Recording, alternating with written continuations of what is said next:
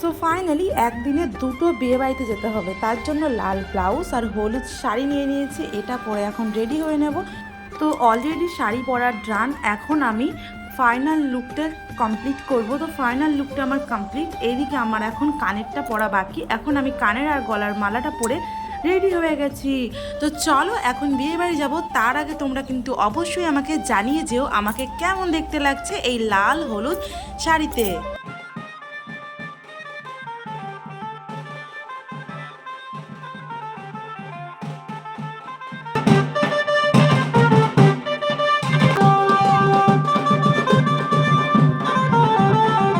একটা বিয়ে বাড়িতে কমপ্লিট, এবার চলে আসলাম আর একটা বিয়ে বাড়িতে। এখানেও কিন্তু সবাই মিলে অনেক নাচু নাচু করবো।